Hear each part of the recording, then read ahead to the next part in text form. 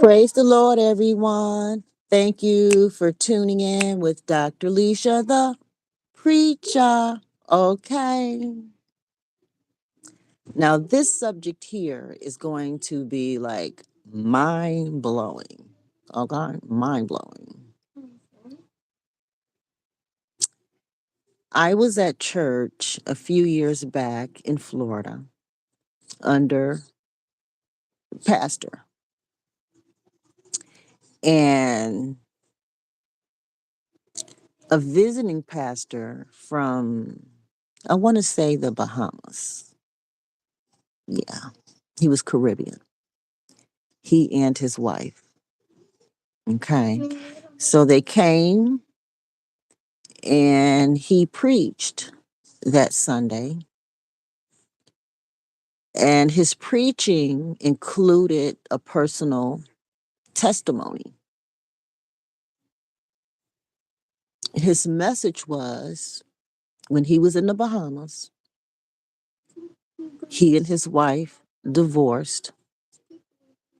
He came to the US, got a whole new family, had kids with this woman and everything. And after so many, turn it down some sweet. And after, you know, a lot of time went by, many years went by, he was led to leave his strange woman and children and go back to his wife. It so happened that when he made this decision, he contacted his, first wife to let her know what was going on, what his new revelation was, blah, blah, blah, blah.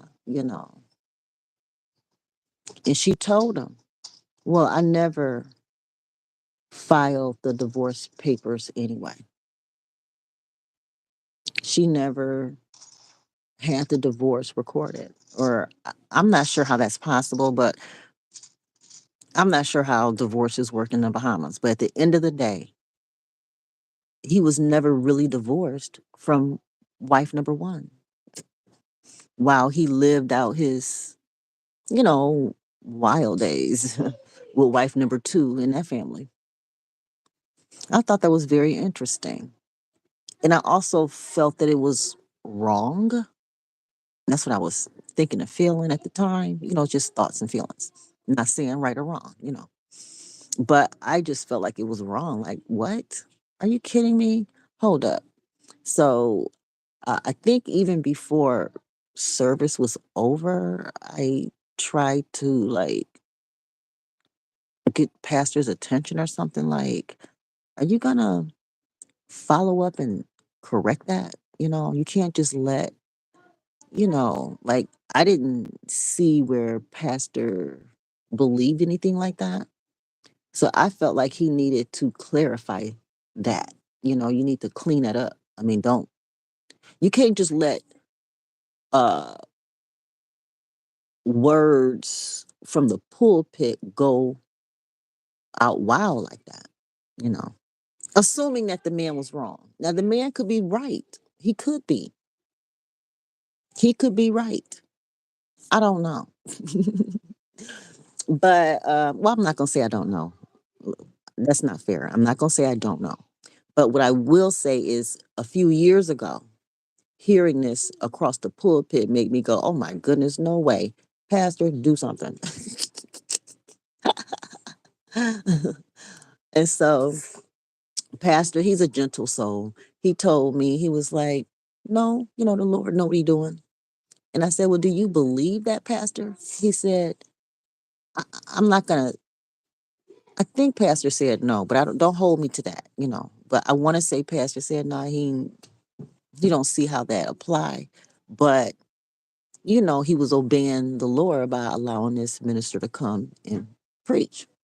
So, so that's how Pastor handled it. He didn't address it.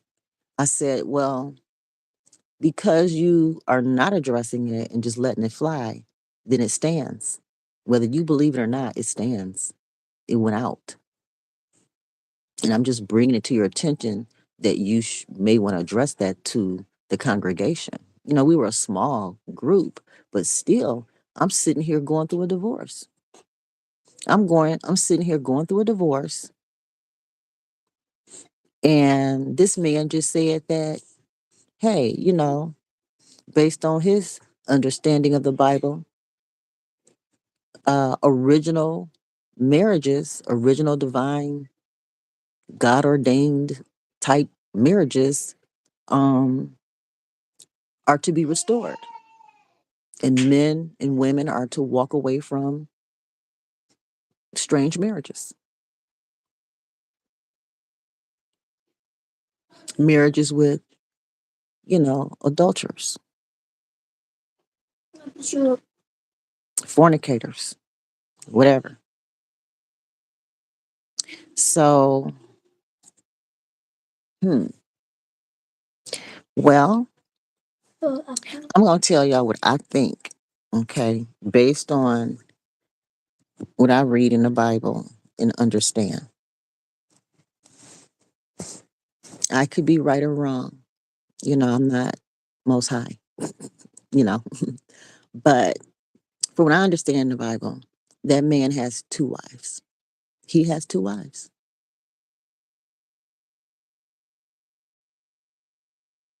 And to me, he's responsible for both. If he had children with the first wife, you know, those are his kids. He's responsible for them. This second wife, kids, responsible for the women. I believe both women are entitled to his provision and the kids for the rest of his life.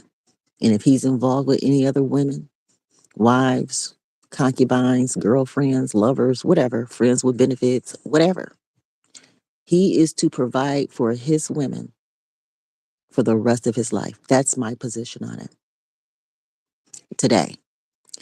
At that time, sitting there listening to this man, I'm like, are you kidding me?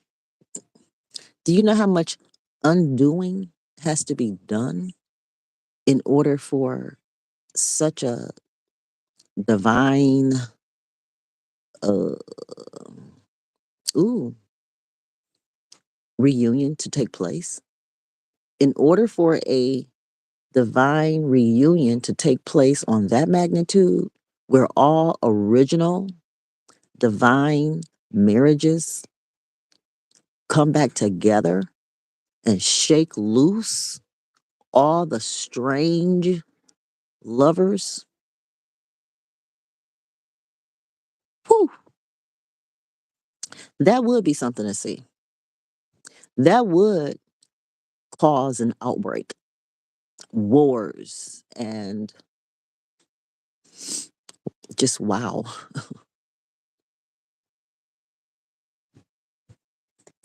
Today, I was listening to a video of a Chinese man talking about how more Chinese men are considering African women for whatever reason, a list of reasons. And the video had Chinese women that were frustrated by this. You know, they were expressing their frustration for Chinese men going after African women. I think that's just how men are. Men want all women. Yeah, they'll mess with, you know, women of their own kind. And they also want women of other kinds. That's just how men are. They like to switch up. Men like to switch up women like they do their underwear. If they wear them, if they got time to put them on, they be so busy getting to the desires of their heart. So that's just me being silly, y'all. But anyway, though, I just wanted to bring this topic up. I wanted to bring it up. This man stood up there and admitted that he left the second wife and kids to go back to the first one because of biblical conviction. And that first woman never remarried and pretty much waited for him and never filed the paperwork. That really blows my mind. Now, again, it makes sense. It does make sense. But to hear someone, actually say it and whew, and lived it, I just thought that was interesting. That's all I can say. That was interesting. And I actually, with Pastor does home improvement work. So we actually went out to visit this couple, to give them an estimate on, work or whatever. And I actually got to just like look at her and look at him. And like, I don't think they had kids together. They didn't have children together. So they got to retire with just each other. She maintained whatever she was maintaining in the Bahamas, but he brought her here. She moved here to be with him. And so the other woman and the kids, I don't know if he's being financially at least responsible for them or not. I don't know. I saw in the Bible somewhere where the men of Judah were told to leave those women and kids alone, cut them off. Like, don't give them any support. And I was like, wow, wow. So I don't know, guys. These are some interesting times. Interesting times. I would have never thought in a million years that Chinese men would be on the internet talking about how they want to be with African women.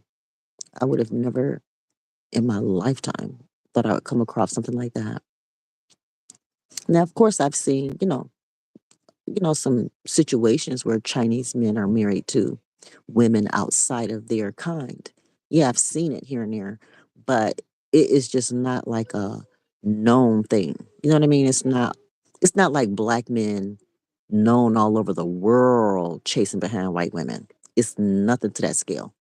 Nobody else does it to the extent that black men do.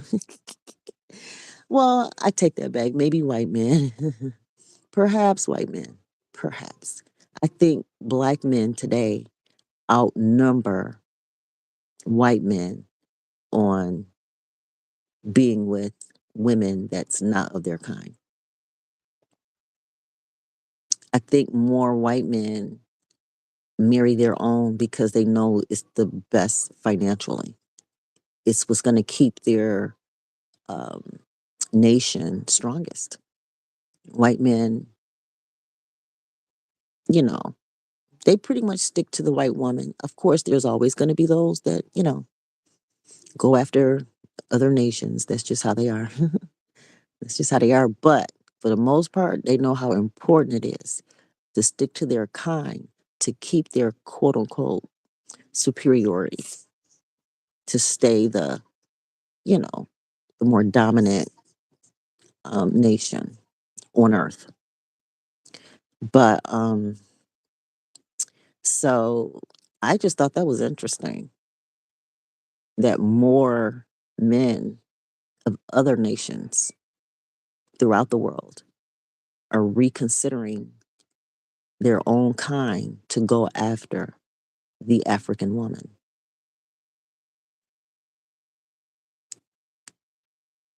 I think that might be the enemy's way to, again, continue to steal from Most High's chosen people.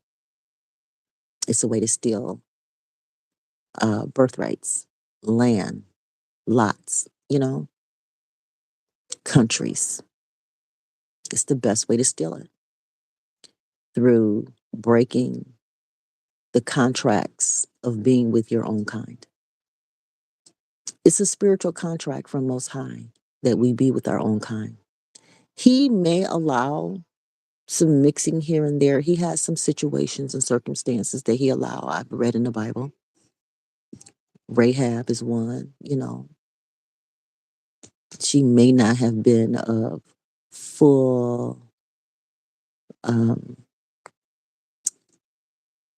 blood, but her faith in helping Most High with God's chosen people, help save them, gave her some favor with Most High. So yeah, I mean, Most High allow favor here and there. Yeah, but He do it though.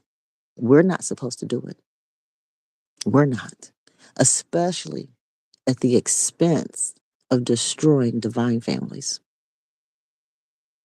not at the expense of divinity, for sure.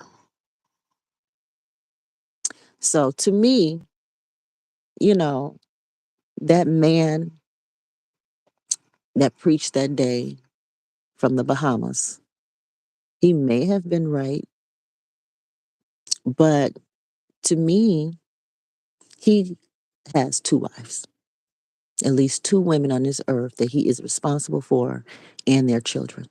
To me, that's more biblical. That's more biblical. Although I do have read where um, I think it was the tribe of Judah. I don't know if it was all 12 tribes, but specifically Judah, I think. You guys can fact check me on that. I don't have a problem with being corrected or, help improve my work. Help improve my work. I don't mind being corrected at all. Thank you. Yeah, we need to find out if it was strictly the men of Judah who could not be with strange women or strange men. We can't be with strangers. It may not be all the tribes. So it just depends on, what tribe you're from and the rules on marriage. And some rules apply to all the tribes, and then some rules are specific to tribes. You just have to do your research or whatever. But I just thought that that was amazing. And I believe, because Pastor did not address that, he didn't address it when I asked him to. I believed it had an impact on our ability to come together. We dated, we were interested in each other, but not addressing major stuff like that, you know, mm, I don't know if I can be legally married to someone who can let things like that slide, if that makes sense. Because I'm going through a divorce and I got a first husband. You know what I mean? And even if let's just say, which I don't think so, but let's just say the second husband is my divine spouse, my kingdom spouse. Well, then I should have been advised to fight for the marriage instead of dating him. I'm just saying. So, see how things can get slippery. Things can get slippery in divinity. That slippery slope in divinity.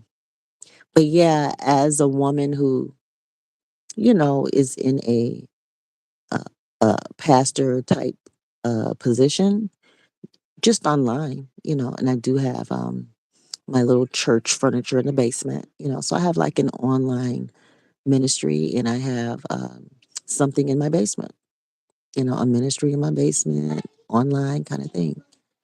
And as a pastor, I will not just let anything fly like that from me. Mm-mm. No, we're gonna address stuff like that.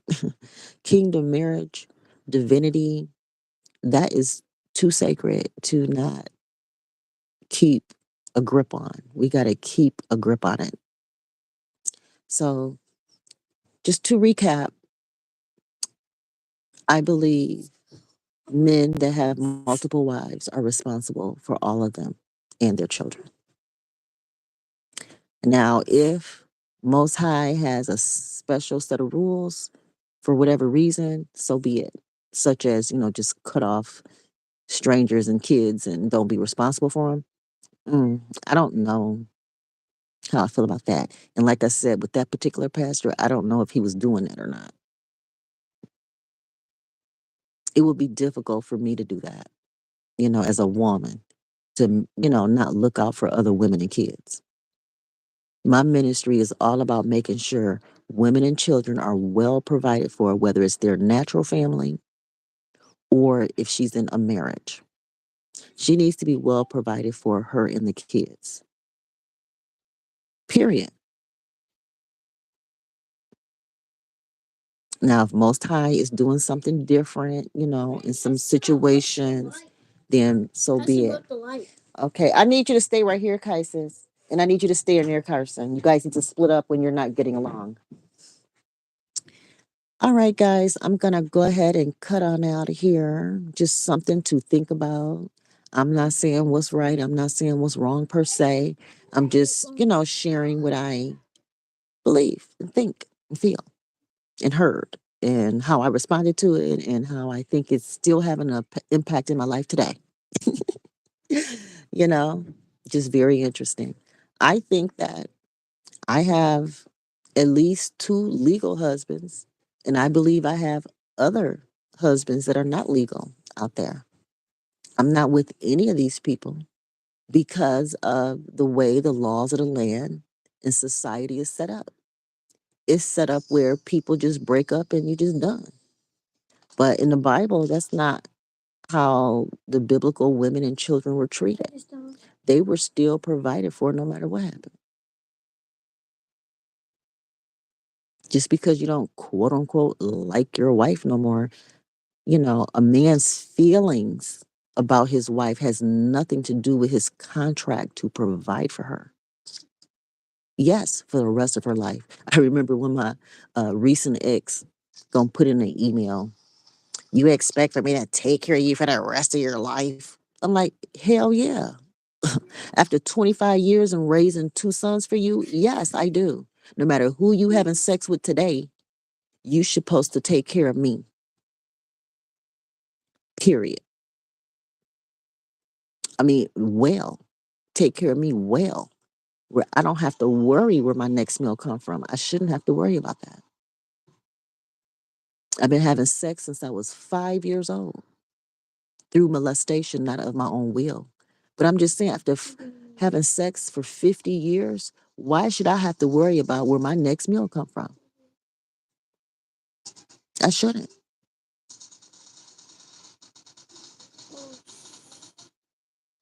You all have a blessed day. And don't forget, cuss me out on Wednesday. You got to pay to play, but I'm ready. Okay? You all be blessed. Bye bye.